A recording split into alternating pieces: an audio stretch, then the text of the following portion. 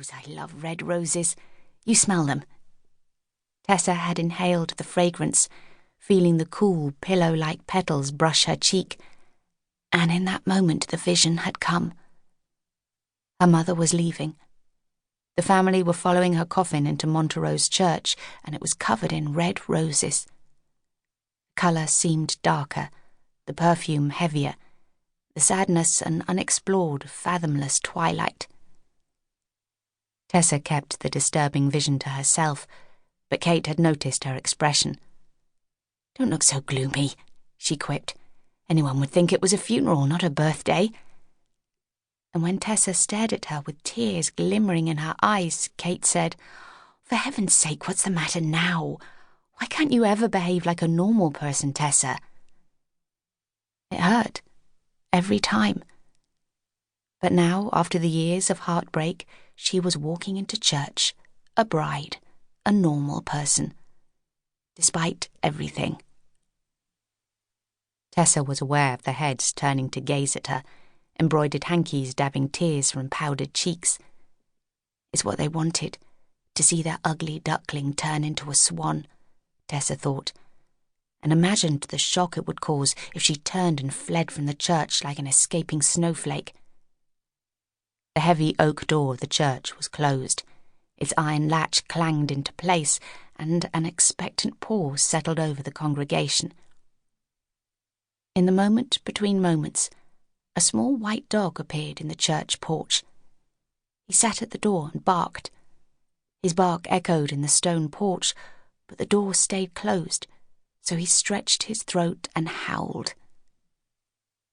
Tessa heard him, even as the words of the first hymn were being sung lustily by the army of aunties. The spirit of her little dog, Jonty, who had so often warned her of danger, was warning her now, from beyond the grave. She glanced at Freddie. He'd heard it too. His eyes looked startled, then worried. The satisfied gleam in her mother's eyes brought her back into place, and she found herself standing at the altar looking up at Paul.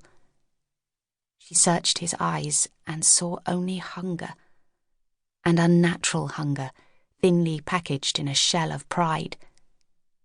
And somewhere in those hazel eyes the expectations hovered like sparrowhawks waiting for a twitch of movement, waiting to pounce. In a dreamlike state, Tessa heard herself saying, "I do," and "I will." She saw herself floating down the aisle with Paul like a captive fairy, picking her way through a sea of smiles and flowers. A thought echoed from the abandoned caverns of her mind.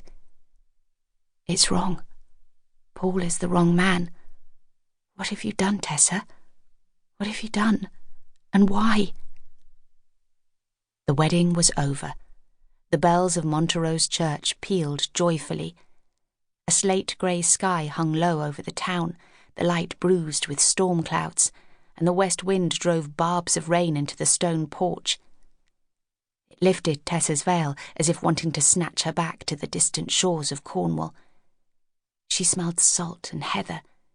She saw Art wading out of the sea, his intense grey eyes burning into her soul. "I love you, Art," she thought fiercely. "I will carry you in my heart, always and forever." Part 1. Chapter 1. Hippies, 1964. A bus painted in psychedelic colours rumbled through the streets of Montrose. A few heads turned to watch it disapprovingly. Were the hippies invading the quiet market town? "That girl in the front, that's Tessa Barcussy. What's she doing with the hippies? Disgusting. I mean, it's disgusting. A nice girl from a nice family, and she went to Hilbegut School.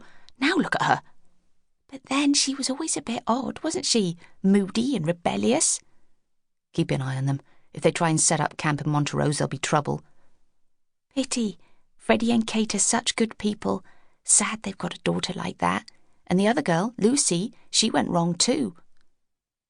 The bus rattled on over the railway bridge and up the lane, the tyres running softly on carpets of golden leaves.